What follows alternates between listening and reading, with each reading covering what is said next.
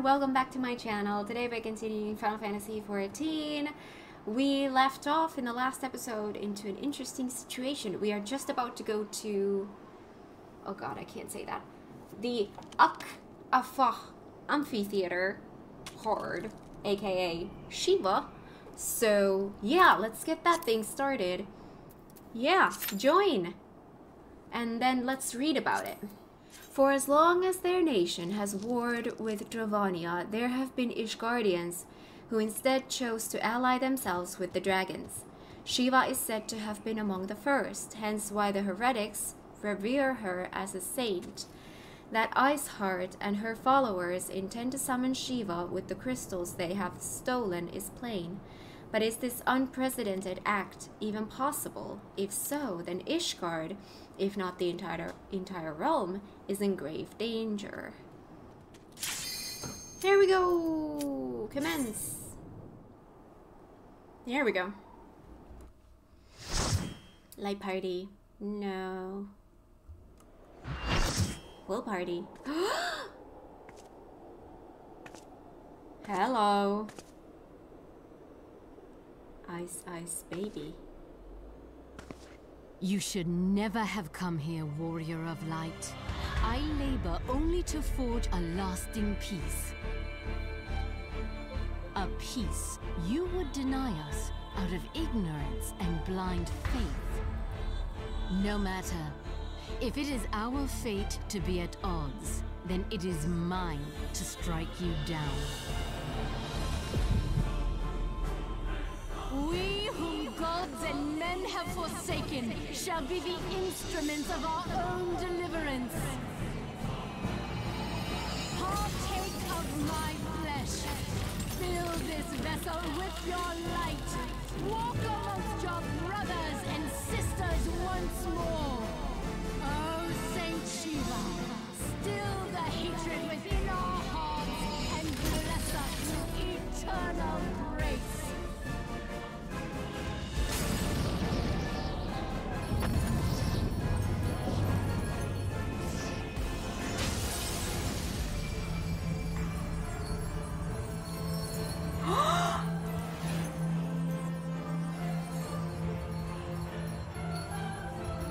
Oh my gosh!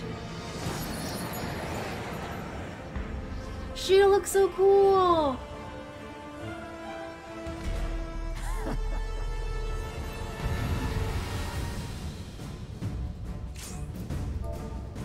Hi. Okay.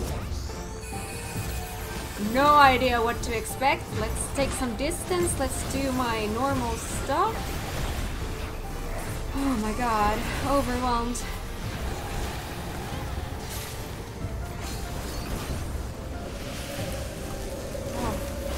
Oh.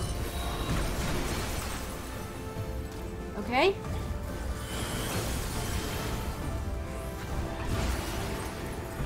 What?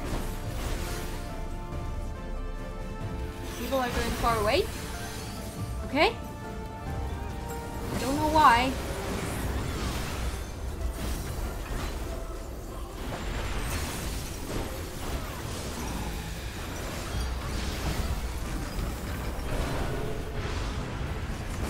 Oh, we're supposed to take on these ones? Yay or nay? No idea. I guess so, because they are all about to die. Oh, okay.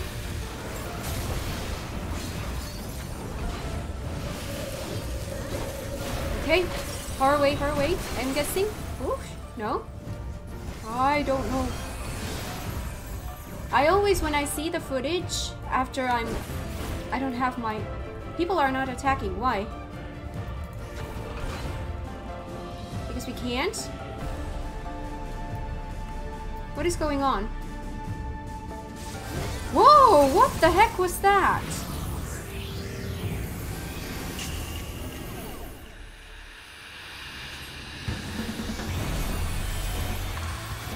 I have no idea what's going on in here.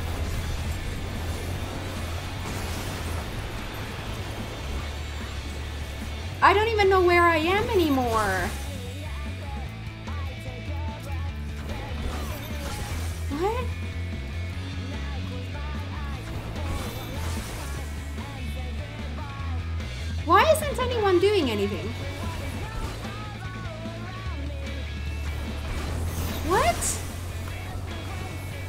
I'm about to die. I died. I did something wrong. You're not supposed to do anything there?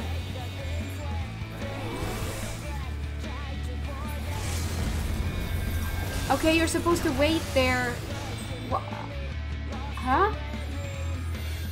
I'm so confused. I thought the game glitched or something whenever the... Huh? Again, maybe I'll understand better when I see the footage. I don't understand what happened there.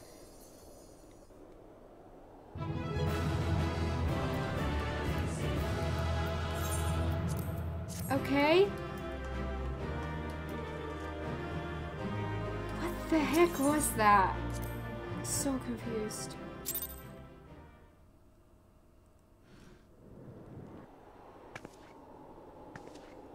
Okay, well, it was a quick one.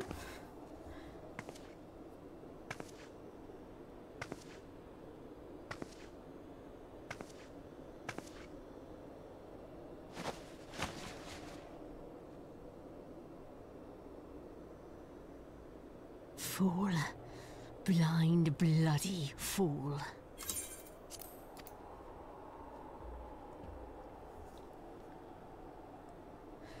You, of all people, should understand the suffering war begets.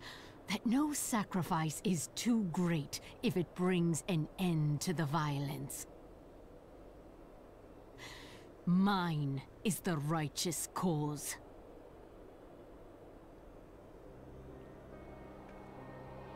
You fight in a war you do not understand. A pawn of liars and schemers. And they are no less ignorant than you, following the creed of their fathers without question, never thinking to ask why. Trapped in a delusion of their own creation, and blind to the truth.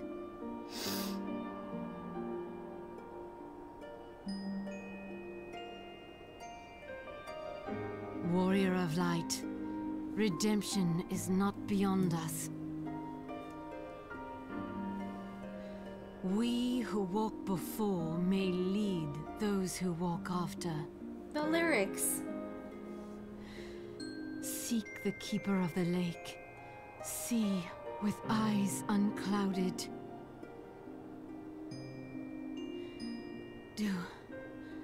Do not squander Mother's gift.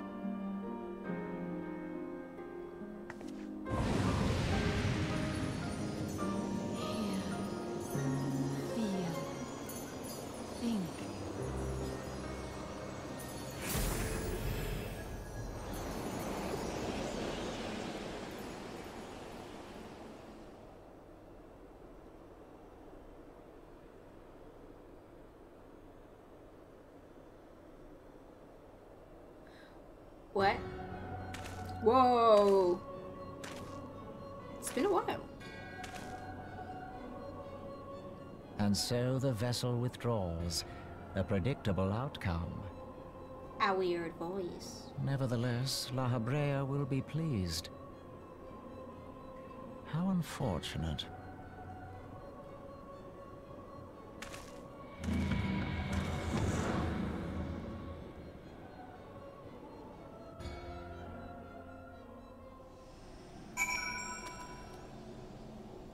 That was a journey. Okay. Let's go. By the 12, you're alive. I mean, of course you're alive. Why wouldn't you be? Iceheart did what? And you're certain about that, are you? Dravonians are skilled with the glamours, after all. Look, if you say that's what you saw, I believe you. It's just that I've never heard of a primal being summoned like that before. Are you sure you're not injured? Head trauma has been known to cause hallucinations, you see. No? Fair enough. I was only asking.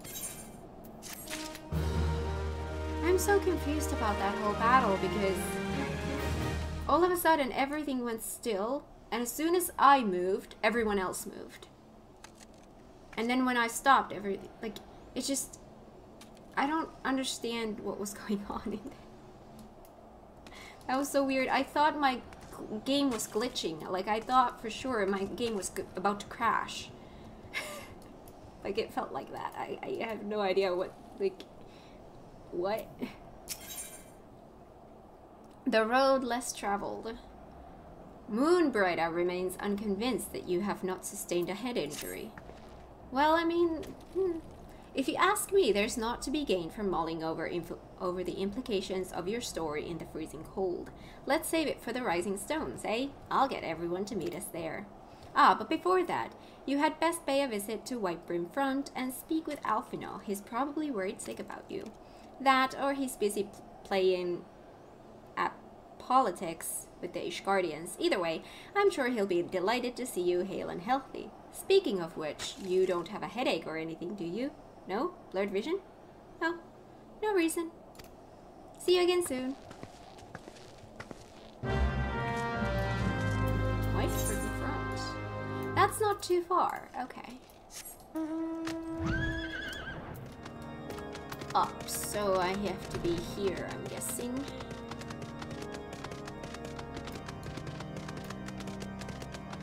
With Drillmont. Yeah.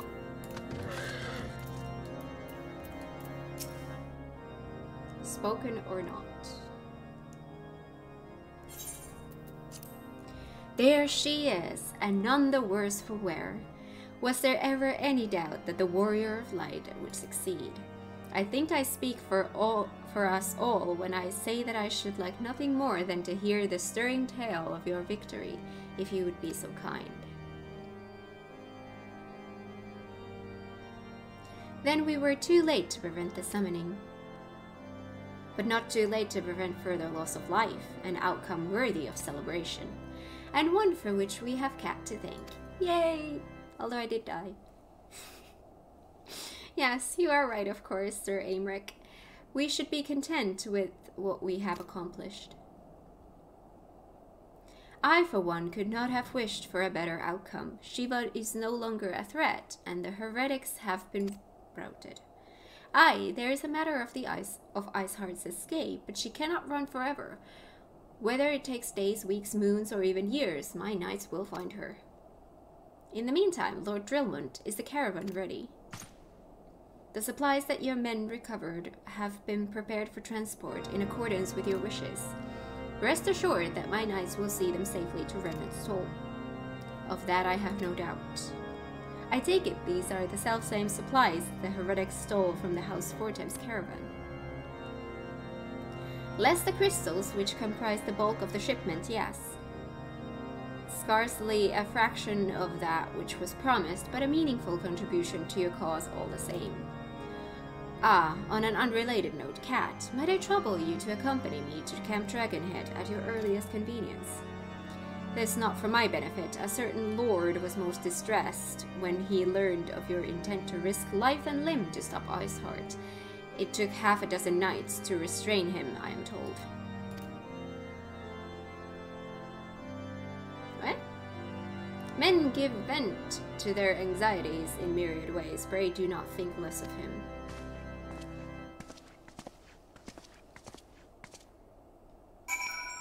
Camp Dragonhead. Oh. Oh. Easy way to get out of this tower.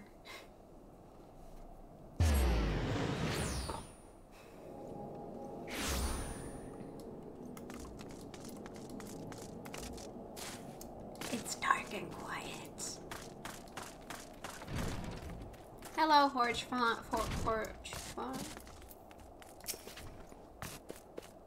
Spoken or not. What were you thinking, Kat? Wagering your very being on a dubious theory which might allow you to enter Iceheart's lair, knowing full well that she could have sufficient forewarning to complete her ritual to summon Shiva anyway. And then engaging the abomination in mortal combat. By the Fury Cat, this is the stuff of ballads. A battle for the ages. Would that I had been there to fight by your side. Yet here I was forced to wait, condemned to wonder at the fate of a dear friend for a veritable eternity. I would not wish such torture on my most hated enemy. But you are here now, and that is what truly matters. Let us move on. Sir Aymeric wished to have words with you and Master Alphinaud in private. He awaits us in the intercessory... The what?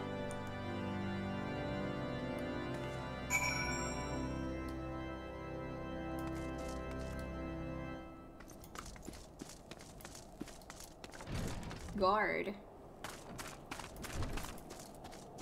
Aha!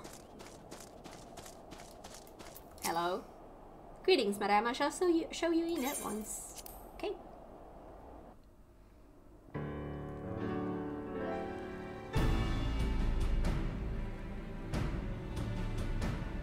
On behalf of the Holy See of Ishgard, allow me to express my deepest thanks. Never before have we been required to contend with a primal.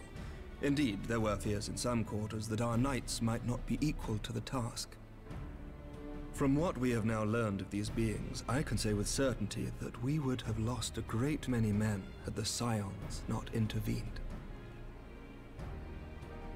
Then the argument for preemptive action should be self-evident. Perchance now you will reconsider my proposal that Ishgard move against Nautalon. Ere we first met, a similar proposal was tabled, but the Holy See decreed that we were to observe, and that military action should be taken only in self-defense. All things considered, it was not an unreasonable decision. Since the calamity, 2 vigils have fallen to the Horde, while Garuda has never shown any inclination to storm the gates of judgment. However... Which is why this unprecedented crisis and its resolution may prompt a change in policy. You who have faced these primals know well the threat they pose. Ishgard did not. Not until now. And there is naught like a brush with death to change a man's outlook. At the very least, this should silence any lingering objections to our arrangement with Revenant's Toll. The Holy See may even feel moved to grant us its formal endorsement. So far as it is possible, the Scions shall be compensated for their service. We should be grateful for any aid you can provide. As a gesture of good faith, I shall withdraw my previous request. Your people are doubtless needed elsewhere. That will not be necessary. We too have a vested interest in watching Dravania's movements. I see. Once more, I must thank you. Sir Emmerich, if I may, do you truly believe that Midgardsormr could return?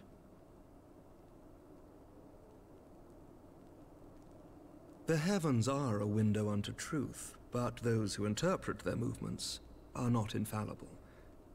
I requested your involvement as a precautionary measure. But of course, you sought an excuse to compensate us from the first, mindful of what would happen if Revenant's Toll were taken by your enemies. Ishgard is not wont to aid its neighbors, but that does not preclude it from manipulating them to serve its own interests. Choose your next words carefully.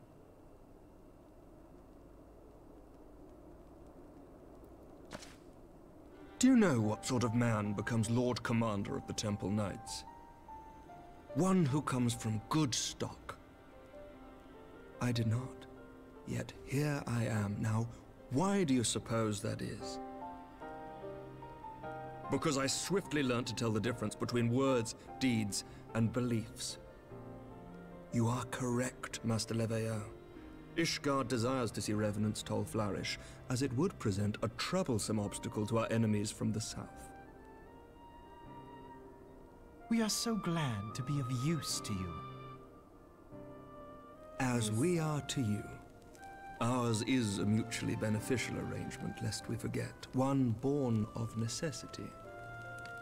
The dragons grow more restless by the day, and the heretics harry us nigh without cease. We have contended with such troubles for centuries, but there are limits to even our endurance. Yet as a pauper is loath to part with his meager possessions, the leaders of Ishgard are not wont to render up their trust to outsiders. But with perseverance on our part, they may yet be made to see the light. Nevertheless, one must take care when walking the road less traveled. Wise words, Sir Emmerich. I shall make a point to remember them. I must apologize for my earlier outburst. I hope it will not sour our good relations. Not at all. You but spoke from the heart. I trust you understand that at times my duties may prevent me from meeting with you. On such occasions, my second-in-command will speak for me.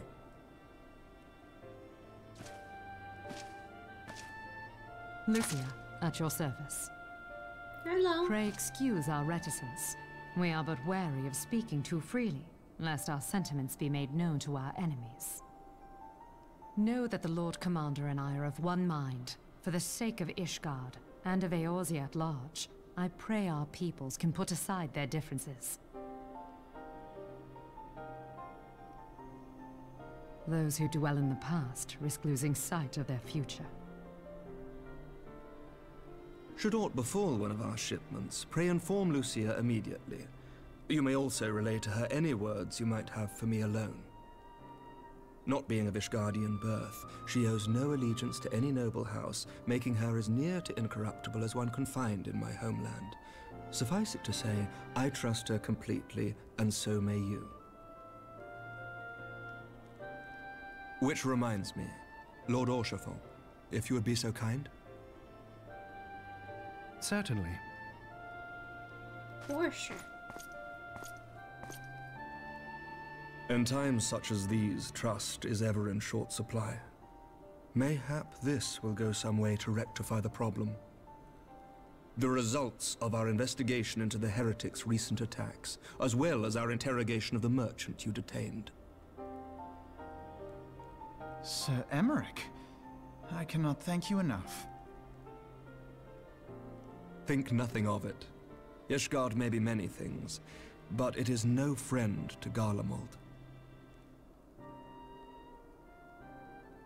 Did I not tell you to have faith, my friend?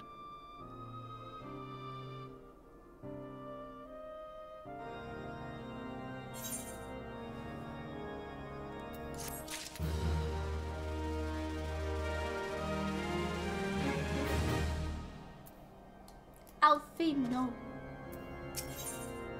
Eyes unclouded. For one with reason to celebrate, Alfinal looks rather prim. It would seem we have much to discuss with our friends at the Rising Stones. If what you say is true, Iceheart's method of summoning Shiva defies all precedent. It necessitates a complete reappraisal of the primal threat and of our approach to combating it. Moreover, there are grave ramifications if word of this incident reaches Imperial ears. The Garlean Empire believes that primals are an insufferable menace, that their mere existence is a threat to this very star. As such, they deem any action taken against the beast tribes to be justified by default. Imagine, then, if it became known that it was not only the beast tribes of Eorzea that could summon primals, but her civilized peoples as well. Any lingering objections to the Eorzean campaign would vanish overnight. Where before we had to contend with a single Imperial Legion, we could well find ourselves facing the combined might of all Garlemald. But I speak unadvisedly. Come, Cat, it is better that we continue this conversation in Mordor. Yes! Away from this snowy place.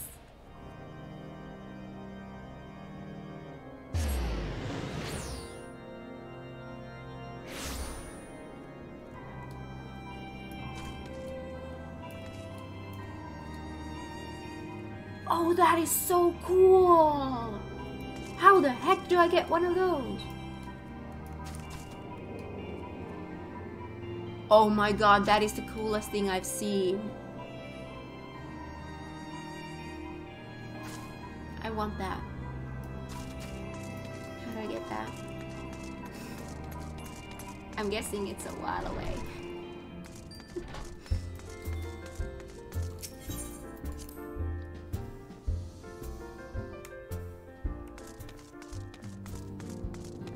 Now Flaming is there, Tataru is not throwing stuff anymore.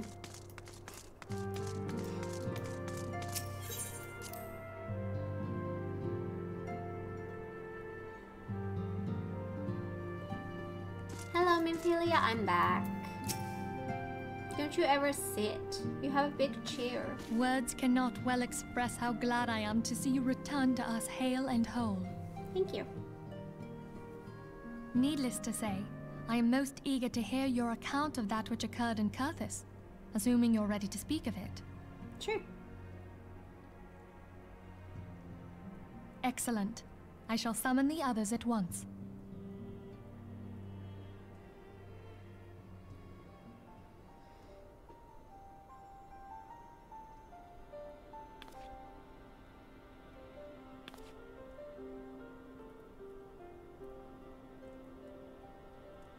Iceheart used her own body as a vessel for a primal soul?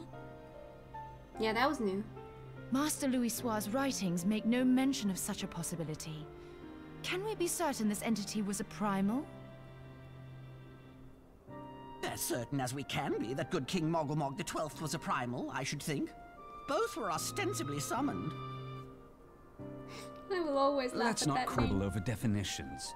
Of more concern is the implication that Iceheart retained her will, even after she was possessed.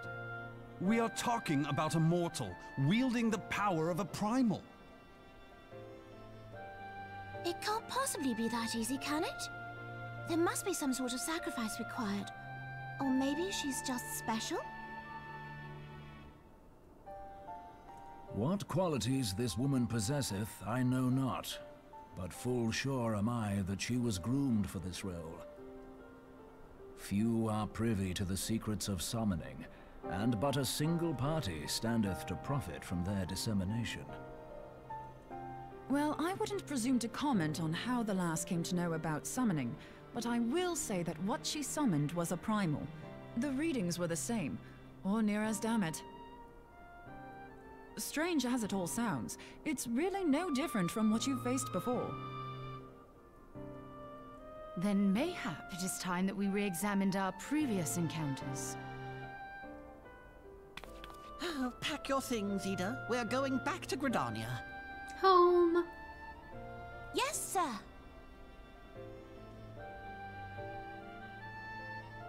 About Iceheart's final words to you. Hear, feel, think. Yeah. Hydaelyn speaks to her as well. If Iceheart is blessed with the power of the Echo, she will doubtless have used it to further her goals. Or could it be that it was a revelation granted her by the Echo which first set her on this path? She did say that the Ishgardians were blind to the truth. Do you think she has knowledge of the origins of the Ishgardian-Dravanian War? It would do much to explain her unwavering conviction. Did not the Lady Iceheart implore thee to seek the Keeper of the Lake? And did she not imply that in so doing thou wouldst come to see with eyes unclouded? Midgard-Zoma was a king amongst kings who reigned for centuries on end. But he is dead and his wisdom lost to the ages. Unless the Ishgardians' fears are well-founded. It would seem we have yet another reason to stand watch over the Keeper of the Lake. For a mercy, we are well positioned to do so. Iceheart, Shiva, Ascians, and Midgard-Zoma. I shudder to think how they're all connected.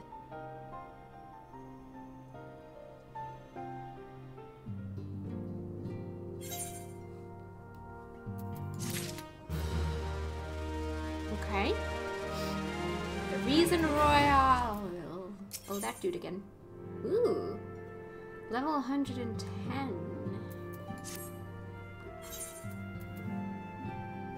I have 130.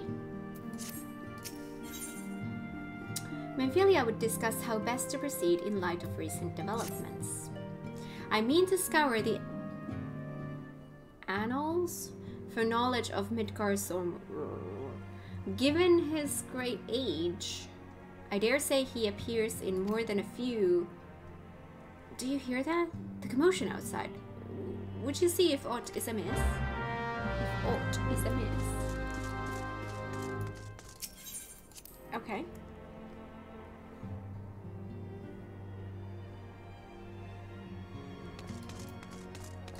Hello.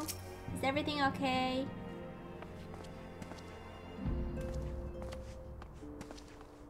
Cat, as well you are on hand. We have a problem. Royal has escaped. It happened shortly after the immortal flames took her into custody. She had been placed in a dungeon cell ahead of her coming trial, but apparently the accommodation was not to her liking. The turnkey was found slain along with two guards. This plane she received inside help. Oh, citizens report seeing Royal quitting the city via the Gate of Nald with a bloodied spear in her hand. She makes for Castrum Meridianum, I am certain of it. With her fate in Eorzea as good as sealed, what recourse has she but to flee to her imperial masters? Even as we speak, Captain Ilberd and the First are hot upon Royal's heels. Pray make haste to Camp Blueflock and join the hunt. We're gonna go for a hunt? My hair is weird today. On Bluefog. Let's go to Bluefog.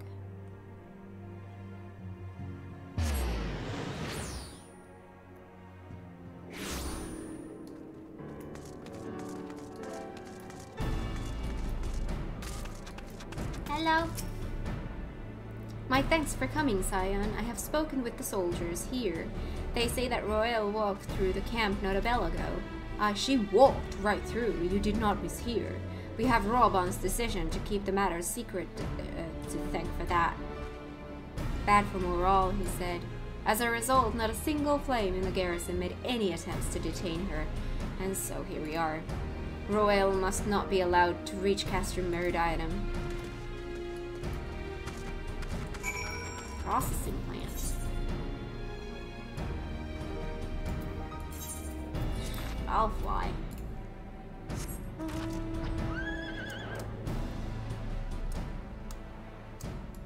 It's not that far.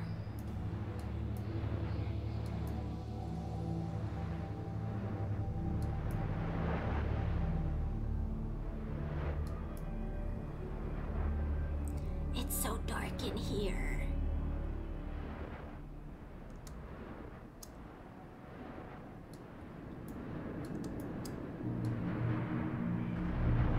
There we go. Oh, that's an instance. Okay. Okay.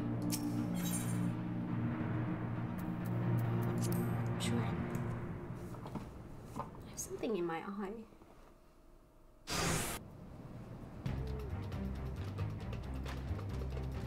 Oh!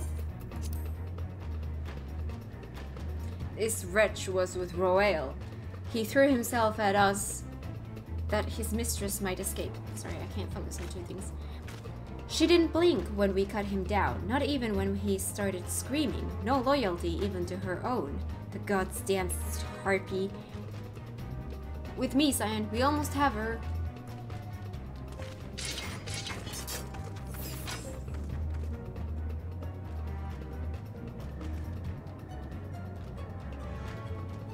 Ooh, change of outfit. Hello. I'm gonna wipe your booty. There's a lot of stuff in here. I don't even know where to begin. Let's just start with, maybe some of these smaller ones. Oh. Did that go into the wrong direction? Okay.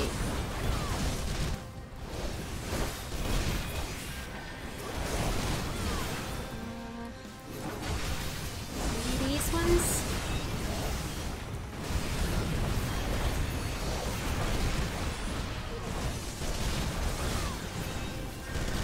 Okay. This thing.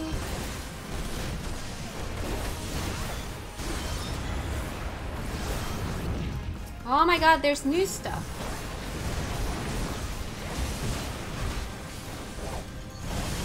Are they just gonna respawn? Oh my god, I can't. Where's my mouse? There we go. It's so messy in here, I have no idea what to do. Oh, hello.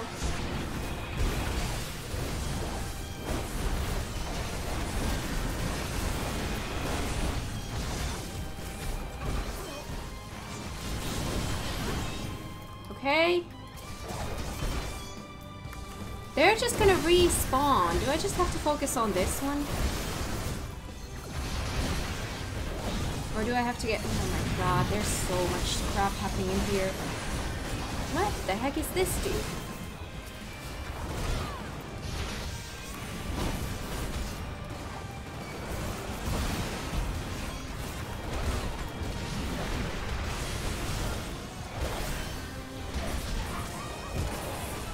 There we go.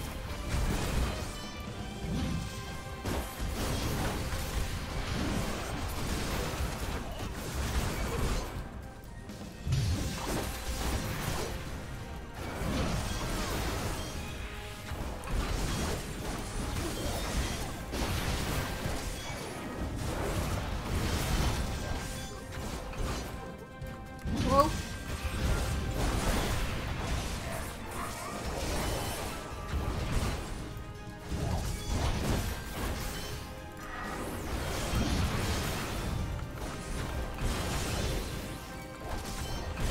Wrong one. Oh my god, there's just no end to these. Duty failed.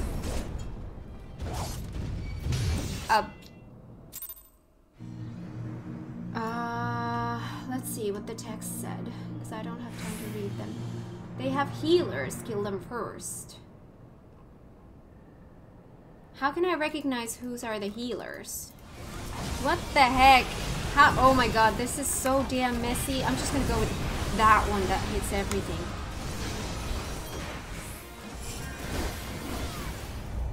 Duty failed.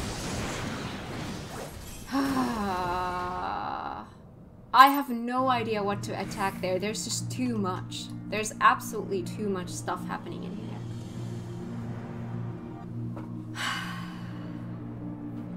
Let's try one more time.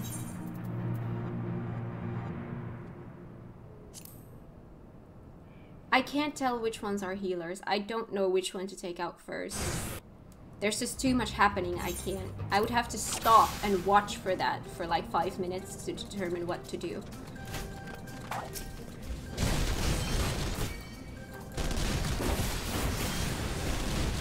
Oh, that's not right.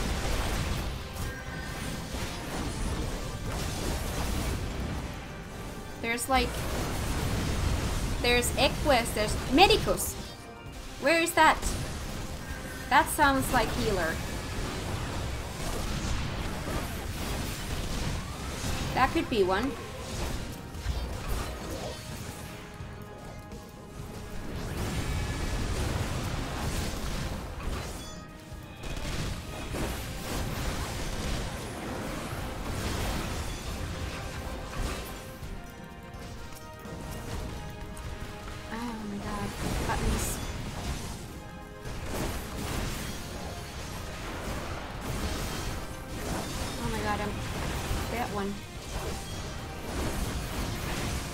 Have more Medicuses?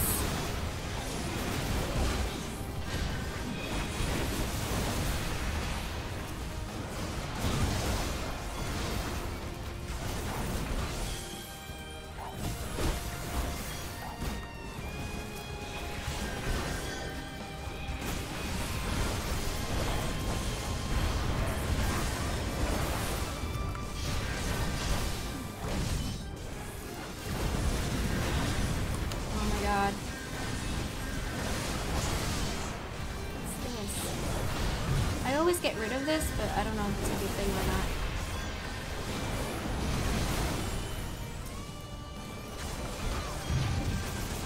Oh my god, there's so much stuff in here.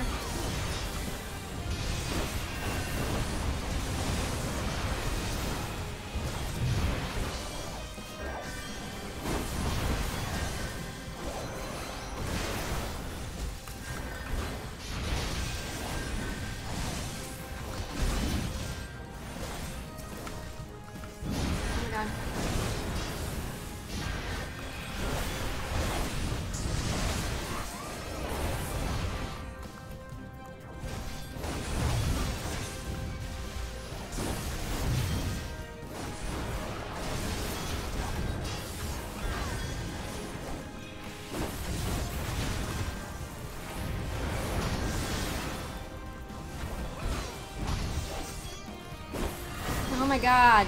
No.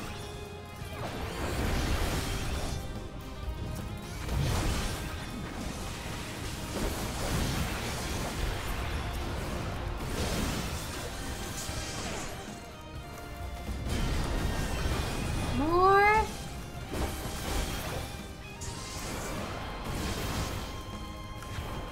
Oh my god. Oh my god, away. Oh my god, away. Oh my god, there's just too much crap happening in here. Oh my god.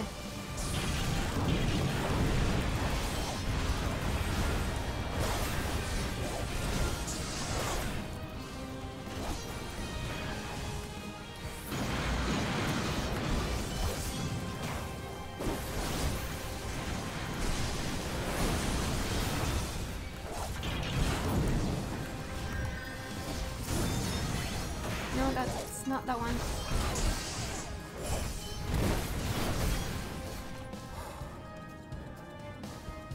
Oh my god.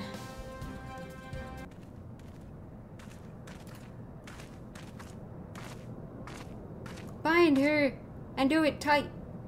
Yes, sir.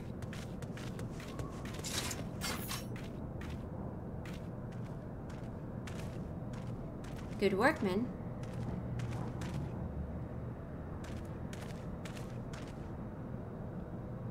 She and her imperial cronies pushed us close, but we were better. Barely. Behold, a respected officer of the Immortal Flames. People looked up to you as one of the Order's founding members, one of its pillars. It saddens me to see you fallen so low. What would you know of low? You, a spoiled little lordling who has never known any want. People such as you take wealth and birth for granted. You think it your God's-given right to rule over others. You know not of our plight, the injustice that we low-born Ishgardians must endure. To the noble lords and ladies, we are not people, but resources to be consumed. I did what I had to do to survive, stealing, killing, even whoring myself. It is no fault of mine if fools imagined me a paragon when I joined the Flames. To hear you tell it, one would think you the only person ever to have suffered. In case you have forgotten, Roban himself was born into poverty, as was I. We lived hand to mouth, with little more than the shirts on our backs. Hunger was our constant companion. Yet never did we bemoan our lot in life, nor did we begrudge others their fortunes. We accepted the hand that we had been dealt, and played it to the best of our ability. Life was a battle, aye, but no matter what fate threw at us, we took it on the chin and came back for more. Everything we have, we fought for. How are we any different then? 'Tis true that we were both mercenaries of lowly birth, and 'tis true that we both had our fair share of struggles. But whereas I sold my sword, you, Marshal, you sold your comrades. If life has taught me one thing, it is that you never betray your own. I would sooner cut off my own arm than raise a hand against a friend. But enough talk. You will return to Ulga to face justice, and the people whose trust you have dragged through the gutter.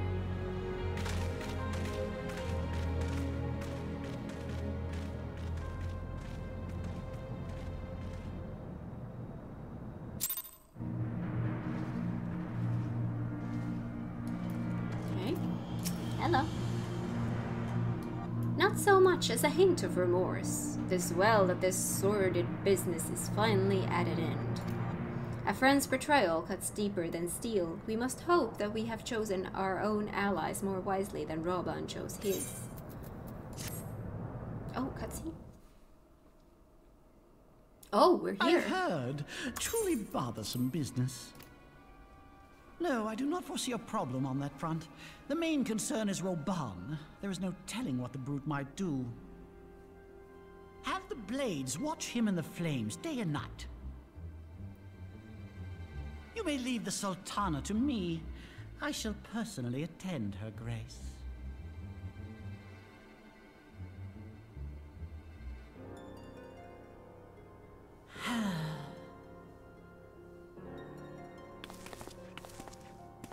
Sever one of the East Aldenard trade routes.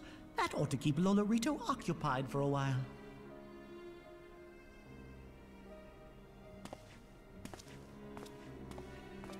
Nanamo Ulnamo. For my sake, pray be a good little Sultana to the last. Don't you do anything to her.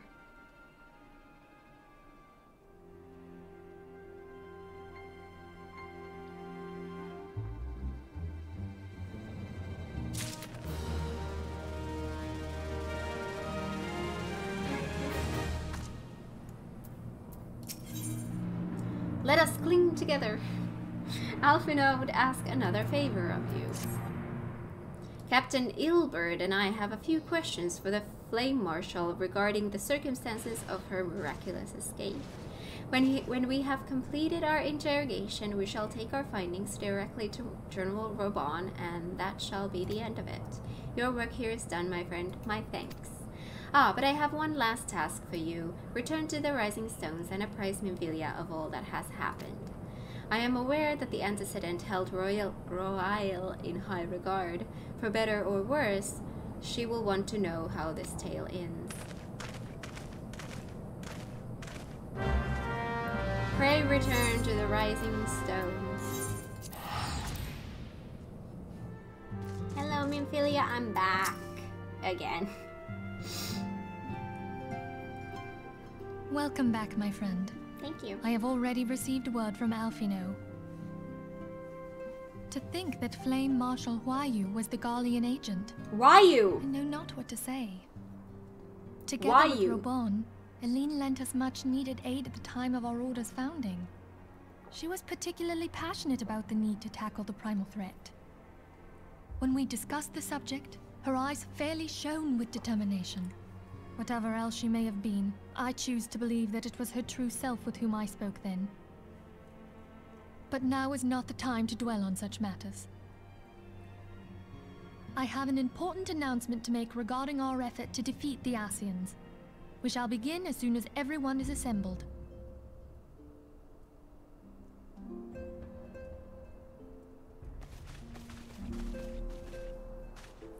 My thanks for coming, friends. Moonbreeder, the floor is yours.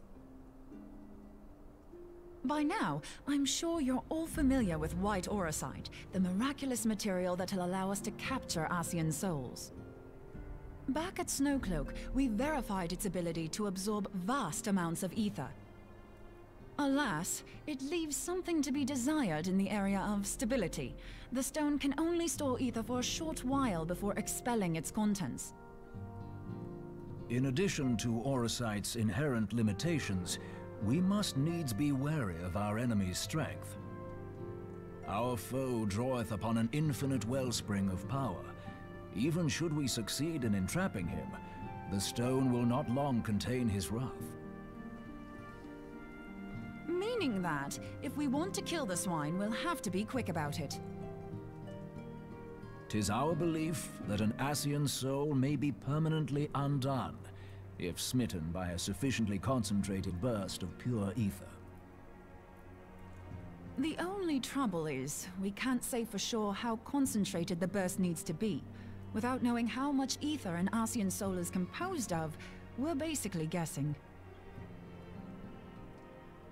Our sole clue lieth in thy struggle with La Habrea. During that encounter, Heidelin bid you forge what she called a Blade of Light, a weapon which took the form of a luminous stream of energy. Based on your description, we believe the blade with which you vanquished your foe was composed of ether. Admittedly, your victory proved ephemeral, as La Habrea was able to use a crystal of darkness to flee into the space that lies between our world and the void. The fact remains, however, that Heidelin placed the means to destroy the Ascians in your hands. Be that as it may, It would be unwise to assume that she will do the same when we next encounter such a foe. Quite so, my lady. We must needs find the means to forge our own blade of ether, one to equal that which Hydaelyn did benevolently bestow upon her champion. That is all well and good, but it seems to me that producing such a blade will require a prodigious quantity of ether. Whence will it come, pray tell? Oh, what if we had 2 pieces of white orosite? One to trap the Ascian, and the other to store the ether for the blade. Oh, nice try. But it's as I said, the stone won't hold ether for any length of time. We'd still need to collect the stuff there and then, sorry to say. And therein lies the rub. Finding a way to create the blade whenever and wherever we choose. 'Twould seem more research is in order. I'm going to linger a while, perform a few more tests on the orosite. And I could do with some help. Urianger, why don't you lend me a hand? Mine apologies, but I am required at the Waking Sands. Lady Minfilia hath given me sole charge of the premises. 'Twould be unseemly to leave them unattended. Sole charge, you say? So you're basically alone there, then? Well, that settles it. I'll just have to come to you.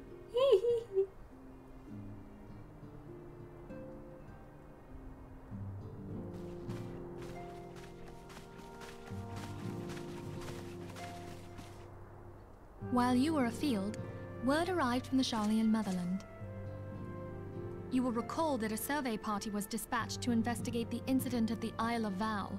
What they discovered was troubling, to say the least. According to the report, the Isle has been erased from existence. 'Twas as if a hole had been torn in the very fabric of reality. Aye, yet the mystery endeth not with the Isle's disappearance. It hath come to light that a number of scholars in various other locales were reported missing at a similar juncture. What's more, they all had something in common with the head of the students of Baldessian. Every last one of them was researching a phenomenon called dimensional compression, or the rejoining as the ancient texts call it. I'll be damned if that's a coincidence. Dimensional compression. This is Final Fantasy VIII. All indications suggest Ascian involvement. But I sense that a force greater still is at work. The entity the Dark Beings call the One True God.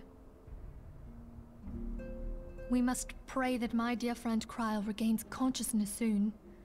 If she bore witness to the Isle of Val's final moments, she may be able to shed some light on this mystery.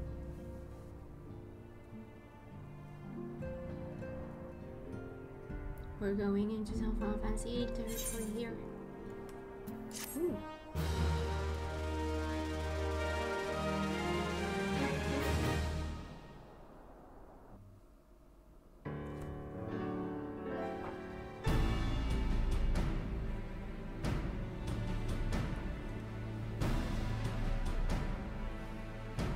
Following the calamity, the forces of the 14th Imperial Legion entrenched themselves in strategic locations across Eorzea.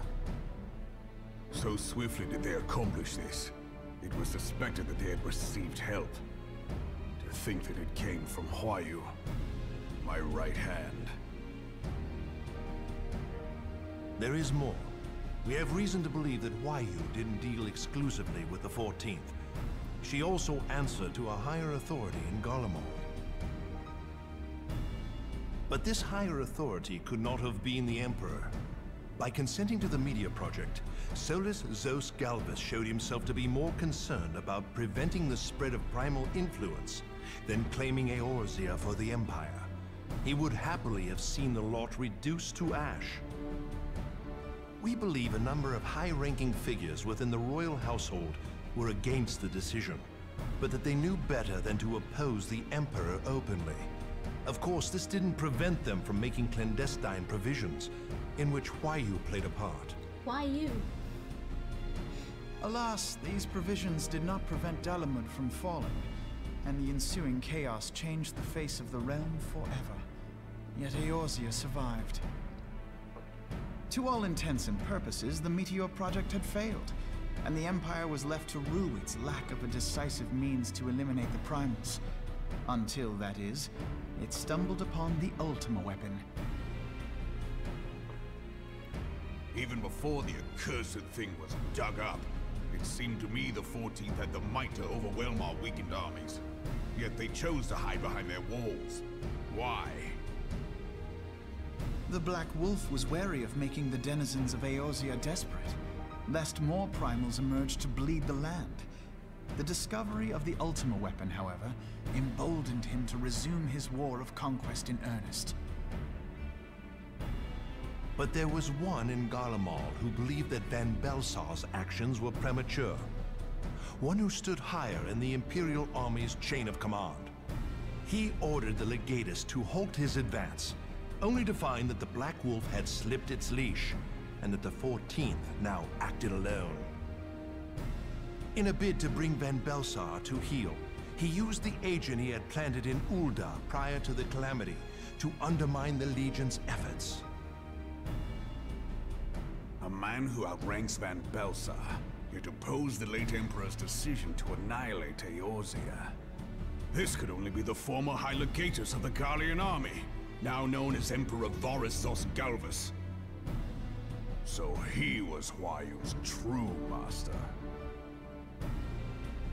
But one of several in actual fact.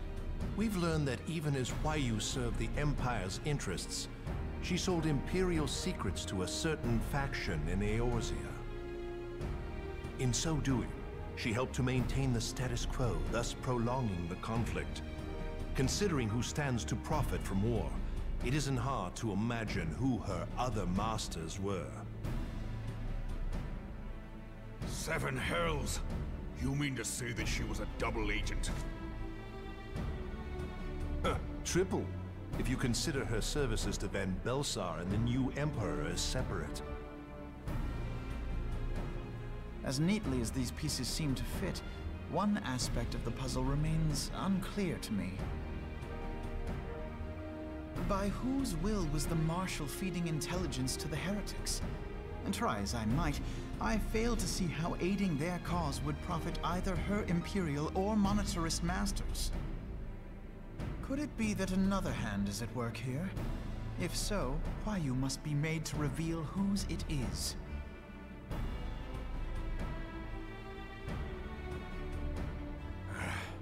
Not only have I lost a trusted friend, now I must interrogate her as a stranger. Not a pleasant task, I grant you, but a necessary one. Unless we weed out the ivy, root, stalk, and stem, it will simply grow back.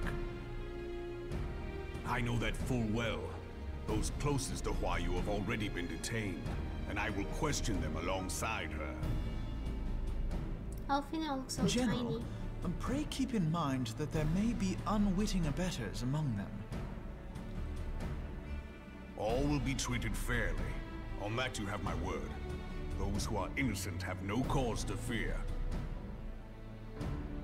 You have ever been a friend of truth, General. I hope the unpleasant task of weeding out falsehood will not detain you too long. Though it be for the sake of Eorzea, doubting one's comrades is poison to the soul. And with that, I take my leave.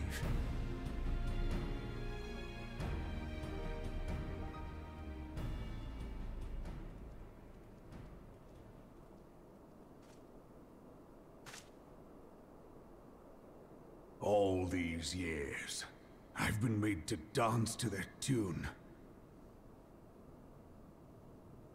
How could you, Huayu? How could you side with them? Those cankers who take from this land and give naught in return, who use their power to disempower and grow fat while the people starve. I know you can hear me, Monetarist scum! Your crimes will not go unpunished! Team, purge this land of your sickness before the eyes of the 12, I swear it!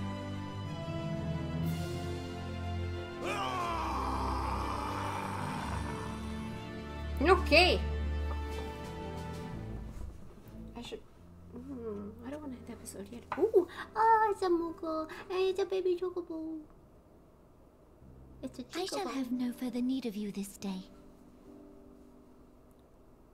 Your Grace.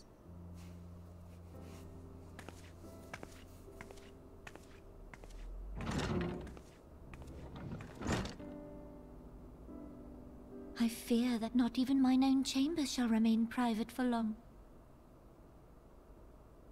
Has the situation grown so grim? Hello. Ever since he proposed the Cartano Reclamation Bill, Taleji Adeleji has risen to greater prominence upon the backs of impoverished refugees. The monetarists were ever united in their pursuit of profit, but the man's actions have torn a rift in their ranks. They snap at each other as rabid dogs. Yet now is not the time to be bickering among ourselves. If this bickering is a threat to law and order, might you not have grounds to dissolve the Syndicate? Would that the solution were so simple, Admiral. Alas, my moving to dissolve the Syndicate is certain to spark outrage among the influential merchant class, whom the Cabal represents. This would serve to exacerbate the current unrest, and peace would slip still further away. Be they rich or poor, natives or refugees, all who reside in Ul'dah have a right to pursue happiness.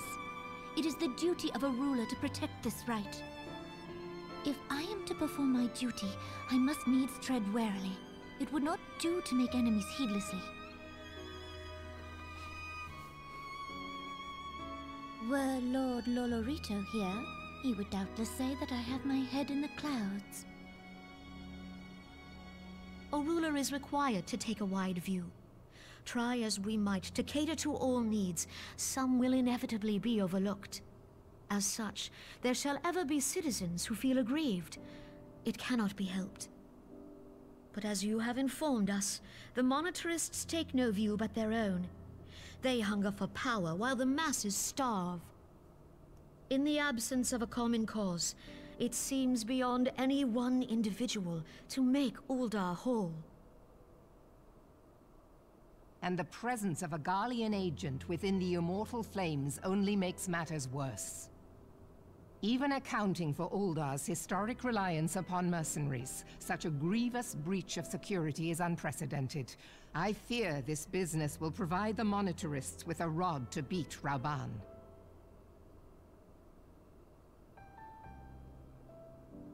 Eorzea can ill afford for the Immortal Flames to be dampened now.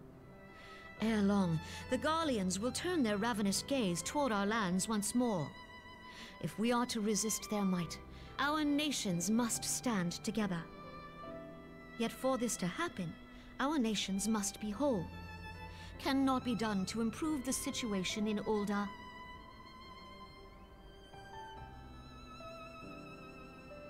The true wealth of Ul'dah lies in the health, happiness, and hopes of her citizens.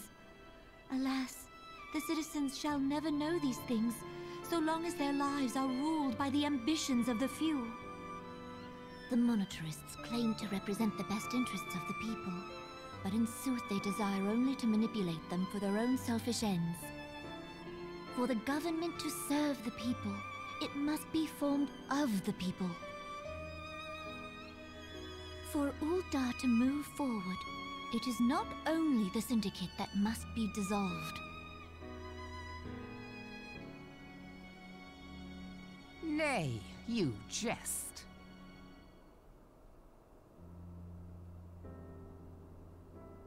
My friends, it was for no other reason than to make known to you mine intent that I requested your presence here. When I make my declaration to the people, chaos shall inevitably ensue. As the last monarch in the line of Ul, I make unto you this request. Help Rauban to preserve order and protect the people. Forsake them, and you forsake yourselves. For a strong Eorzea will ever have need of a strong Ul'dah.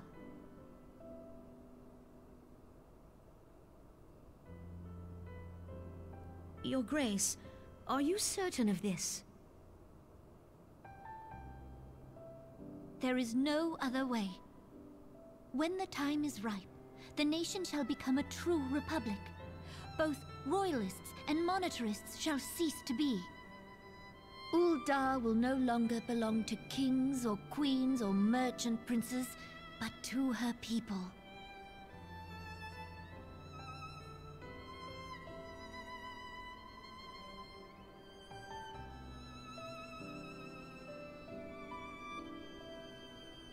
Roban, forgive me for casting aside all that you have toiled for in my name. Beyond this gesture, I am powerless to help my subjects.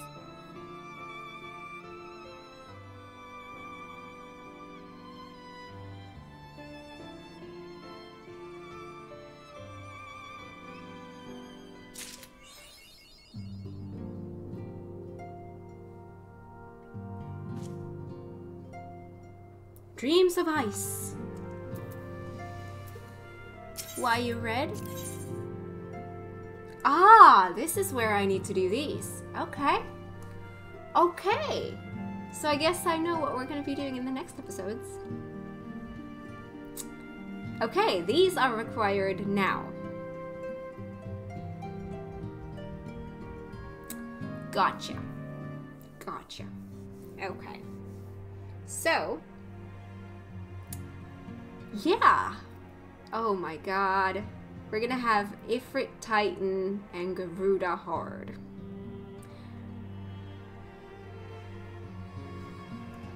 Okay. And those quests we get... Hang on. Wasn't it this quest? Oh my god. We get that from... Hang on. I did some research on this. I think... Was it Urianger that I needed to talk to?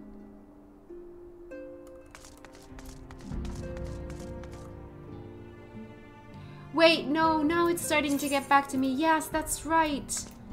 There's 2 Minfilias. That's the thing.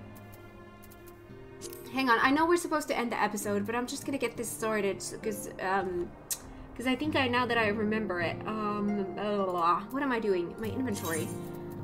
I still have Vesper Bay Aetherite tickets. Because I need to go to... Yeah.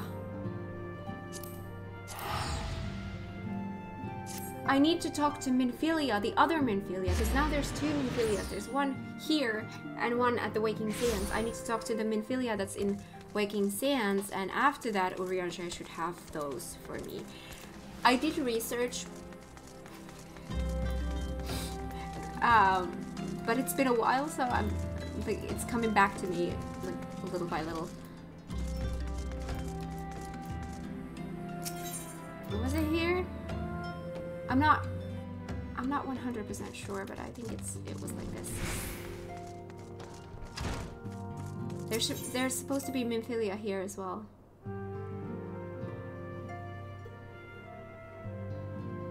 Yes, there's Minfilia here as well. A recurring problem. Minfilia has the need of your talents for re-emerging primal problem. Okay, I'm not about to end the episode, but let's just do a little bit. Oh, there's a cutscene. Oh, half an hour later.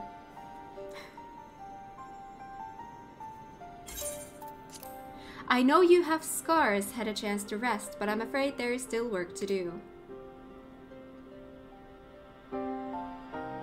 The Ultima weapon's destruction, it would seem, has served to embolden the beastmen who now seek to call down their gods once more. Even as we speak, the Amalja, the Ixal, and the Kobolds are making preparations for their respective summoning rites. And that is but the half of it. Much to our dismay, all 3 tribes were somehow able to procure vast quantities of crystals. Oh, my turn to say something? Ahem. Basically, this means the primals will be stronger than they were before. Yeah. far, far stronger. Their previous incarnations will seem as pale imitations. The peace stripes, we believe, began hoarding crystals with a vengeance in the wake of the ultimate weapons made an appearance. You will remember that as the time it devoured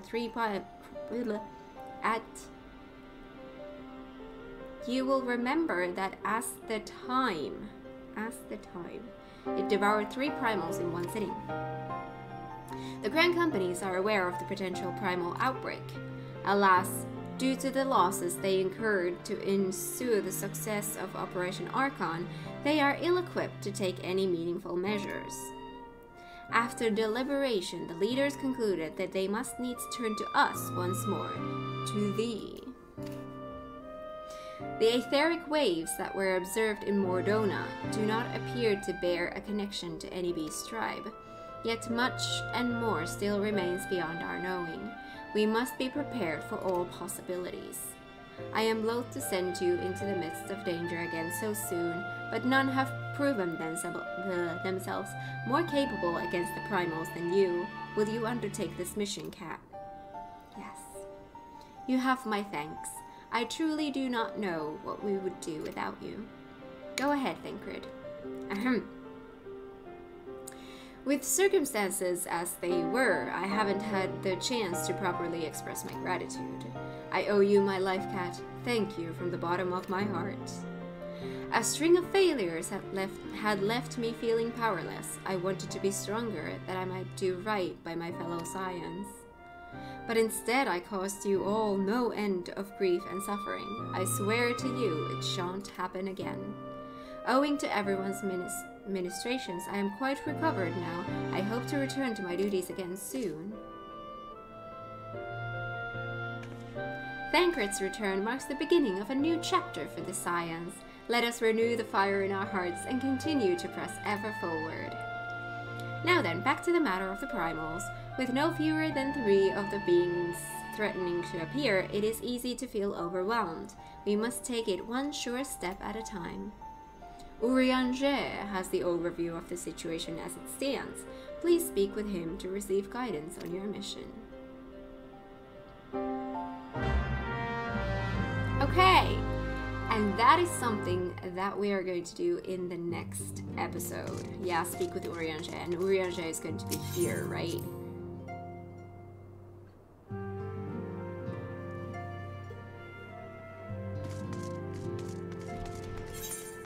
Yeah, he's gonna be there. Okay, but we are going to return to New Britannia. We're gonna go to the inn room to end the episode as always. There we go. Okay, so this is gonna be exciting. We're gonna do the Ifrit, Titan, and Garuda cards. And yeah. I'll see you there. So thank you so much for watching. If you like this, give it a thumbs up. If you're new here, consider subscribing, and I'll see you guys in the next one. Bye!